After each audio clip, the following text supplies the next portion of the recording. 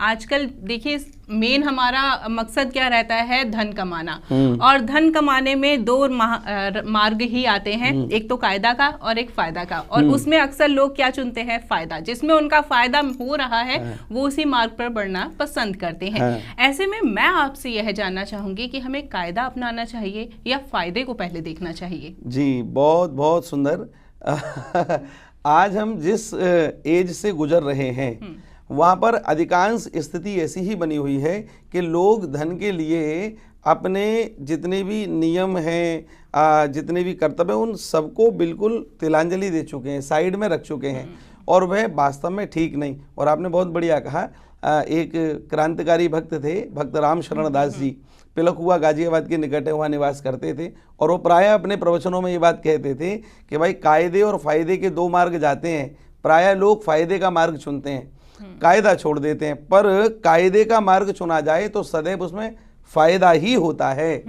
आज के समय में लोगों को ठगने की विद्या का एक कहते हैं, हाँ, आदत बन चुकी है ना। और अभी उपेंद्र जी, मैं आपको बताऊं कि कुछ दिन पूर्व मेरा प्रवचन जेल के कैदियों के लिए हुआ। तो जब मैं जेल में कैदियों को प्रवचन देने के लिए गया तो मैंने वहाँ पर बोर्ड लगा हुआ देखा, उसमें 5000 कैदी बंद थे।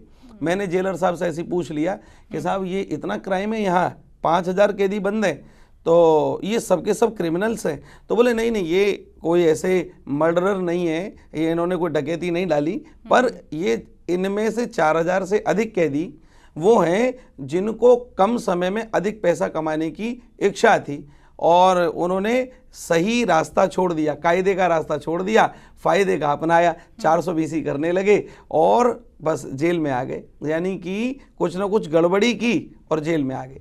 अब मैं आपको एक निवेदन करना चाहता हूँ, एक संस्कार की बात हमारे समझने योग्य है। आज का समय धन कमाने का है, जो देखो वो धन कमाने के पीछे लगा हुआ है। बंधुओं, मैं आपसे विशेष निवेदन करना चाहता हूँ, धन की आवश्यकता है, लेकिन बहुत सारी जगह धन की आवश्यकता नहीं होती। बहुत सी जगह आप लोगों ने भी समाज में लोगों को कहते हुए सुना होगा, कोई धनवान व्यक्ति है पर उसके पास चरित्र नहीं है, तो लोग कहते हैं अरे होगा भैया धनवान अपने लिए, इसके पास तो बोलने की तमीज़ नहीं है। बड़े भाई तो कहा भाई जैसे पेड़ खजूर, और पंछिन को छाया नहीं, फल लागे अति दूर। तो ऐसे लोगों को लोग कोई भाव नहीं देते। मैं पुनः वही बात कहूँगा कि हमारे यहाँ चित्र की नहीं चरित्र की पूजा होती है। तो ये बात को ध्यान में रखते हुए धन कमाने पर इतना ध्यान नहीं देना चाहिए, ठगने पर इतना ध्यान नहीं देना चाहिए। कम से कम हम लोगों को स्वाध्याय, संतों का संग, गुरुजनों का संग करते हुए सही मार्ग को देखना चाहिए कि जो इस समय भी काम आएगा और मरने के बाद भी काम आएगा, वह अर्जित करना चाहिए।